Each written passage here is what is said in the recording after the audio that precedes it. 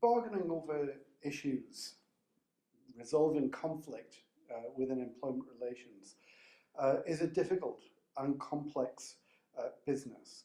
We've talked about the role of agency in representing and providing a mechanism by which conflict is expressed.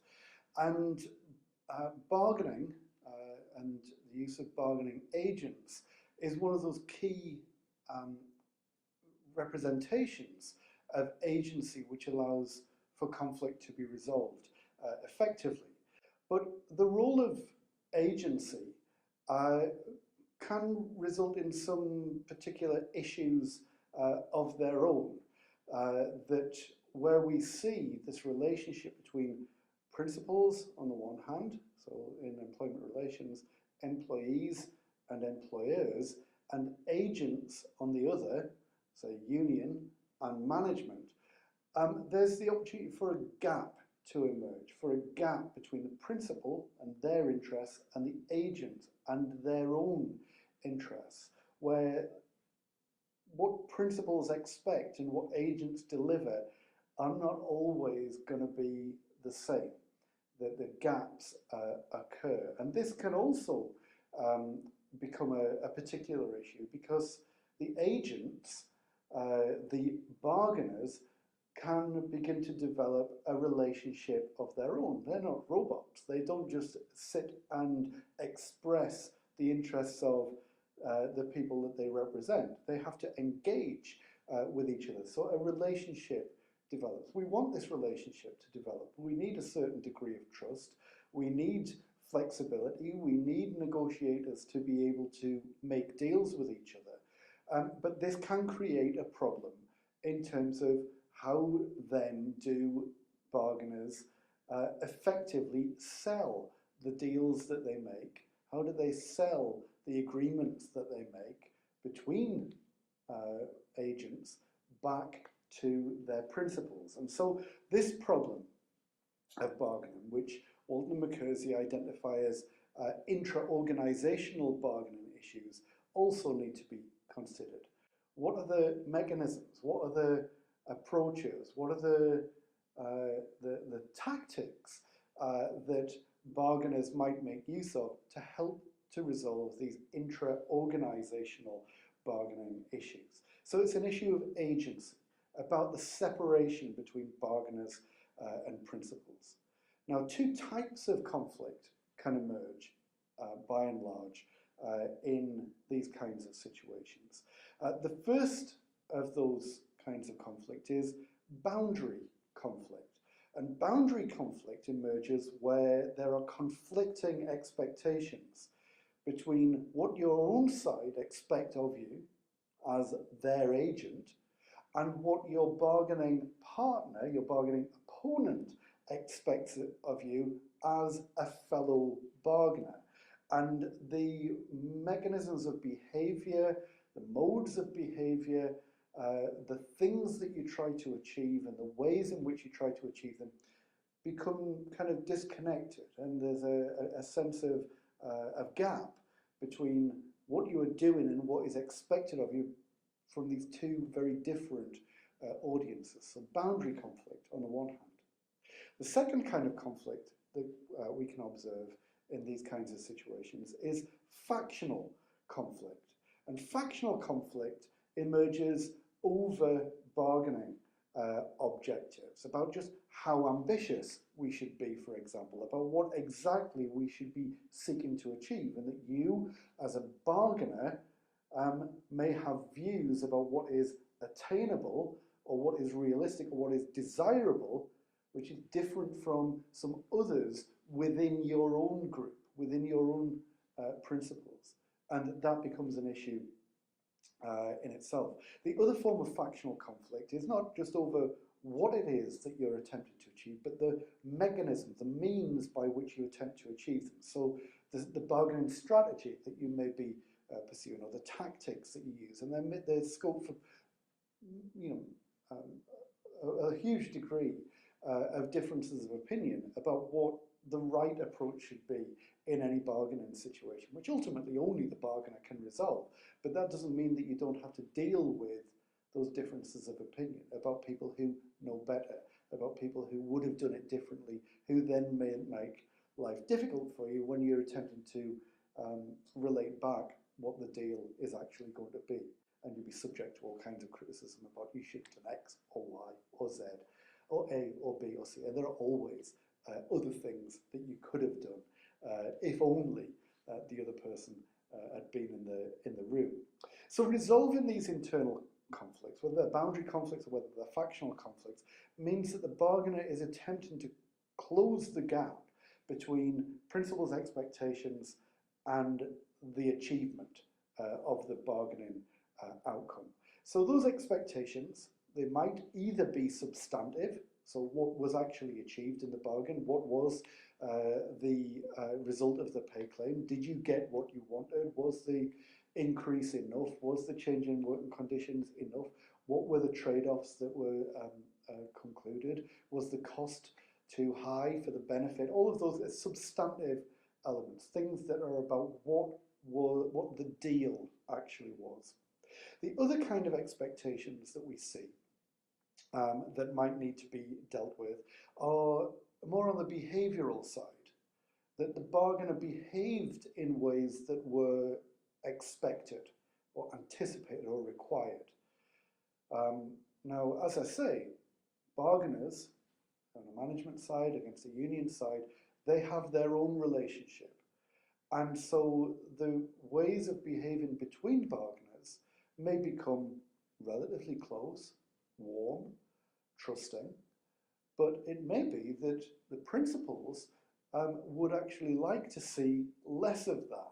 They want to see more evidence of robust defence of interests, which doesn't really seem to fit with a warm and trusting relationship, even though that might actually be the best way of achieving the kind of outcomes that you want. So the behavioural expectations of principals is an important thing to resolve on the part of the bargainer. Now, whether the expectations that we're talking about are substantive or behavioural, bargainers have to deal with the potential gap between expectation and achievement in various ways. And there are three broad approaches that a bargainer might take towards any of these gaps of substantive or behavioural expectations. The first thing that a bargainer might do would be to conform to expectations. They might ignore those expectations without challenging them, just kind of pretend that they're not there. Or they might actively attempt to modify those expectations. Now, given that we've got two broad types of expectations, substantive and behavioural, and we've got three potential approaches towards dealing with any one of those, that gives us a range of potential strategies that we might employ in terms of dealing with these intra-organisational conflicts. So, on the one hand, if we're dealing with behavioural expectations, our choices are to try and modify, ignore, or conform. Similarly, with the bargainer's choices regarding the substantive expectations of their own side. We can attempt to modify, ignore, or conform. So there are 9 potential strategies that we might employ. Some of those strategies, though, are simply untenable. So if we want to behave in a radically different way than our principals expect us to, then we are unlikely, extremely unlikely, to be able to modify our principals' expectations in a relatively short time frame. So that would simply be untenable. We can't modify behavioural expectations. It's not feasible to do so in the short run. We can't simply conform to a whole range of substantive expectations and at the same time, come out with a compromise deal. Because conforming to substantive expectations means that we are not able to compromise to any great degree. So we might solve our intra-organisational problem, but our inter-organisational problem between, say, the workforce and the organisation that we're bargaining with will not be resolved. We won't strike a bargain. So when we look at the range of possibilities for dealing with these intra-organisational concerns, we're effectively left with three broad options. The first option is to attempt to modify your own side's aspirations. So this is dealing with substantive concerns. And here we're attempting to moderate expectations. So we don't have people's expectations of what the bargaining outcome is going to be raised too high, so that then when we achieve substantially less than that, that people are naturally going to feel upset. So we attempt to modify the aspirations of our own side by directly confronting the aspirations of the people that we represent and change them, either by raising arguments about the utility or the usefulness of the issues around which we might seek to bargain, the feasibility of achieving them. It's all right. We would all like to earn £1 million, but it simply isn't going to happen.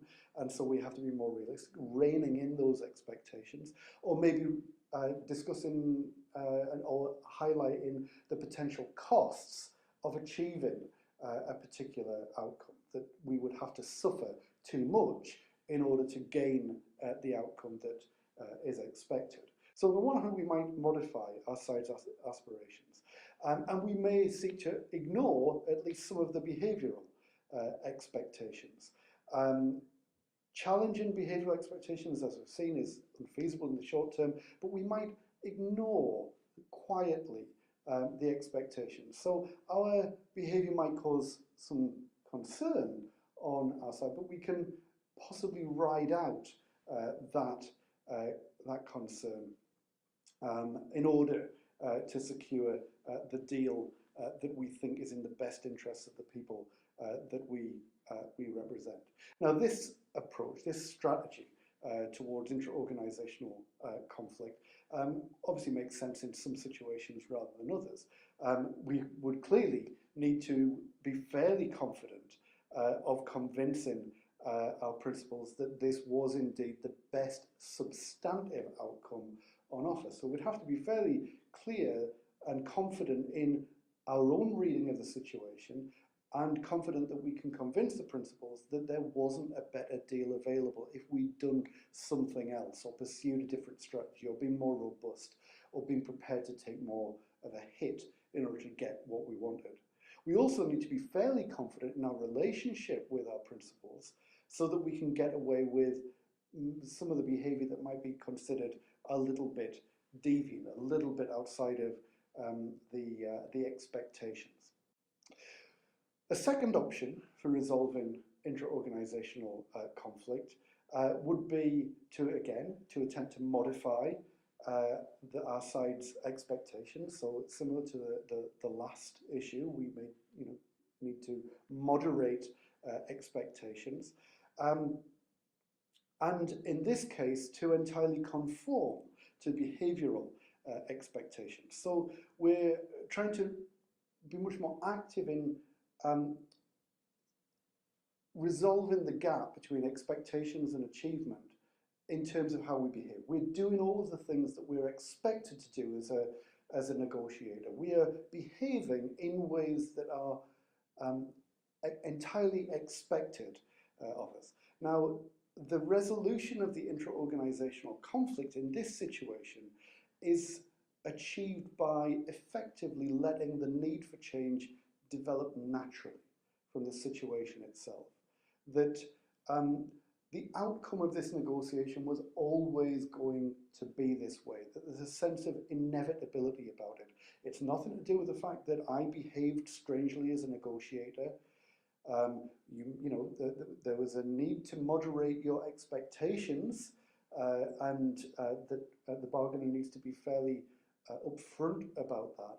But no question can be raised about how effectively the negotiator behaved. They did all of the things that were expected of them.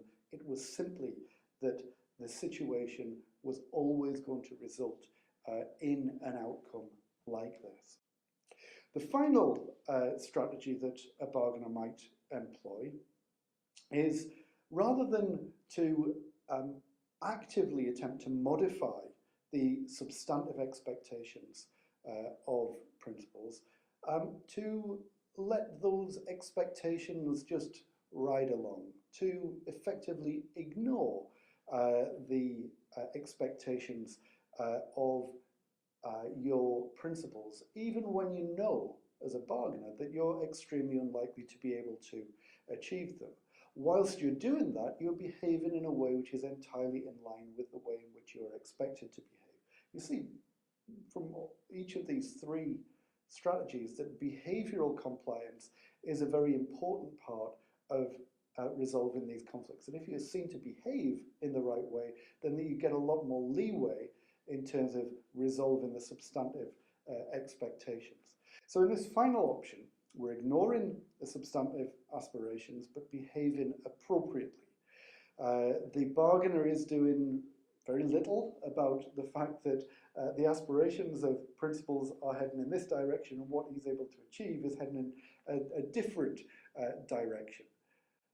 You don't attempt to resolve that along the way. You're not trying to modify them, but you make the best agreement that you think you can based on your own judgment, and that you hope that when you take this back to your principals, it is accepted as a fait accompli. It is a done deal. It's take it or leave it. Now, of course, this approach raises much higher risks of discontent, which makes the demonstration of behavioral acceptability much more important. You're behaving acceptably, so we will, maybe accept your judgment to a greater degree. You certainly can't get away with ignoring aspirations and behaving strangely at the same time. So there's huge risks of discontent, and it may simply be that the negotiator has to make the judgment that they can simply ride out that discontent over the medium term.